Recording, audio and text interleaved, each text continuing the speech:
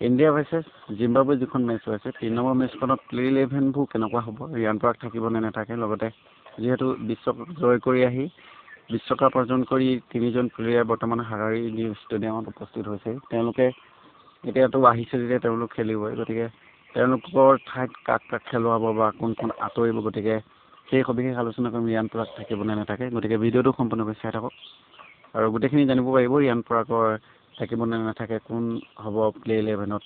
গতিকে গোটেইখিনি সম্পূৰ্ণকৈ চাই থাকক। বন্ধুসকল, হাৰাৰীত উপস্থিত হৈছে যশস্বী জয়ছোৱাল, সঞ্জু চেমছন লগতে শুভম দুবে। গোটেইকেইজন বেটেৰাই হয়, এজন আছে মাত্ৰ অলৰাউণ্ডাৰ, সেইজন হ'ল শুভম দুবে। গতিকে বৰ্তমান এতিয়া যিহেতু এটা প্লে 11 বনি আছিলে আগতে, সেইটোতো চেঞ্জ হ'ব, 100% চেঞ্জ হ'ব, যিহেতু অ'পেনিং জয়ছোৱালে কৰিবই।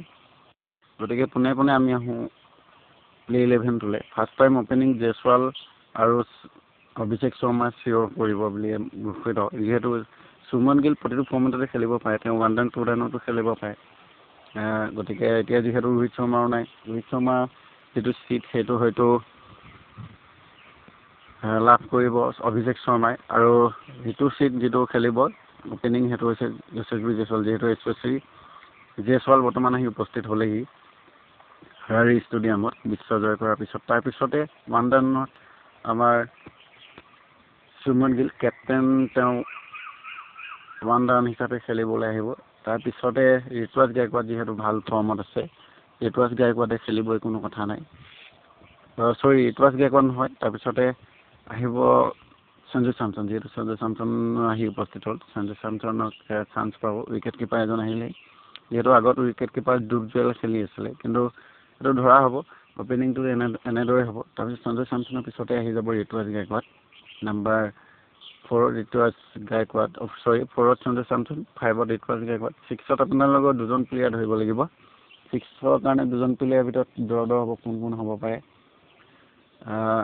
ডুবজুৱেল নতুবা ৰিয়ান পৰাগ। ৰিয়ান পৰাগ হয়তো থাকিব পাৰে ইয়াত। গতিকে ডুবজুৱেলক যদি খেলায়, যিহেতু টেষ্ট মেচত ডুবজুৱেলৰ চিলেক্ট বৰ্তমান হৈছে, হয়তো ৰেষ্ট দিব পাৰে, গতিকে ৰিয়ান পৰাগ হ'ব পাৰে।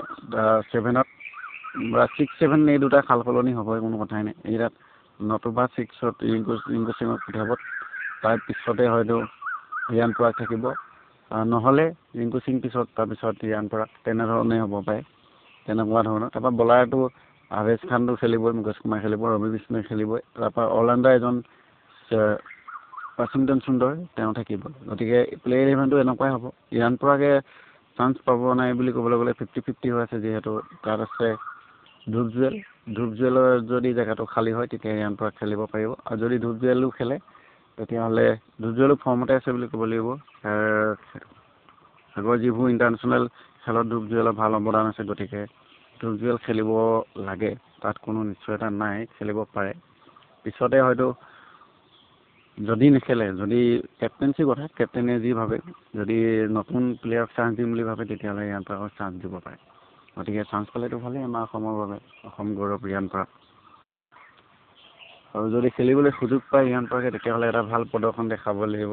তেওঁ নিজৰ ফিউচাৰৰ কাৰণে, কেৰিয়াৰৰ কাৰণে এটা ভাল পাৰফৰ্ম কৰি দিলে তেওঁ আগলৈ আগবাঢ়ি যাব পাৰিব। যিহেতু বহুত চিৰিজ আহি আছে, অষ্ট্ৰেলিয়াতে হওক বা আপোনালোকৰ য'তে ত'তে চিৰিজ আহি আছে, ৱেষ্ট ইণ্ডিজতো চিৰিজ আছে, গতিকে সেইখিনি খেলিবলৈ সুযোগ পাব।